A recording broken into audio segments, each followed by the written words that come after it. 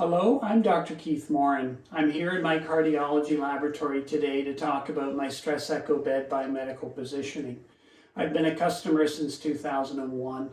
I'm not being paid to talk about this and I have no financial disclosures. My bed has been well suited to my needs. I have a stress test computer over here that controls the bicycle and the tension that's on the bicycle while people pedal. We set exercise protocols on the computer that we use depending upon the particular patient. I've performed approximately 20,000 bicycle exercise echocardiograms on this table. We have had a number of patients in the 400 to 450 pound range on this bed without difficulty.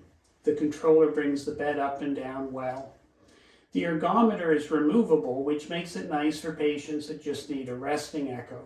It's important if you're going to do both bicycle exercise and resting echocardiograms to have the ergometer cart that you can take this bike off the bed when you just want to do a resting.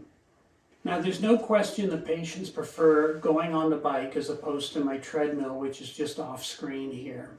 There's only the rare patient who can't pedal the bike due to mechanical reasons of the hip, knee, or back. I would say it's 1% to 2%. And it's important to note that there are many patients who can actually achieve a satisfactory heart rate, blood pressure product, and workload on the bike who just can't do a satisfactory treadmill test, especially if you're older and your balance is not good. Even patients that are about to have knee or hip surgery can actually perform supine bicycle exercise to an appropriate workload due to the mechanics involved with being on your back rather than standing up, walking, or an upright bike, because the whole weight is not placed down on your knees and your hips. The advantage of the stress EchoBed is that echo and ultrasound can be taken during exercise to detect ischemia earlier. It puts less stress on the sonographer because image acquisition occurs during exercise as well as immediately afterwards.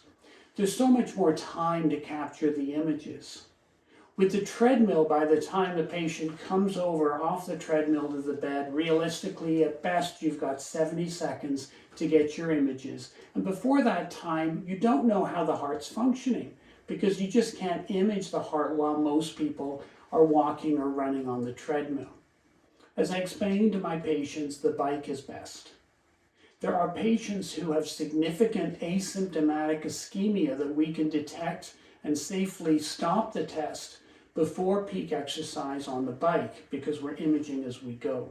So I think it's a safer form of exercise. Of course, there's no radiation to stress echo, and the test can be done in 45 to 60 minutes, which is an advantage over other types of stress testing, which take longer, they may need radiation, and may not provide as much information to the referring physician. I review the results here in the laboratory with my patients immediately after the test, so it's one-stop shopping, so to speak. As we're using echo or cardiac ultrasound, we get additional information on chamber sizes, valve structures, heart function, and intracardiac pressures. And of course, you can get the same information immediately after exercise as well. The bed has a number of important features, including the ability to raise and lower the bed, as well as tilting the bed with the controller, which I velcroed to the side of the bed. It has 3 memory positions, one of which we use to get the exact height of the bed when we take the bike off the bed onto the ergometer cart. The bed has a drop section for apical images.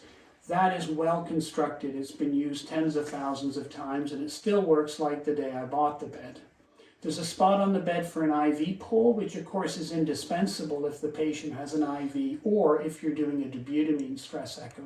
We have patient positioning wedges, shoulder support, and a belt. They're important for optimal usage of the bed.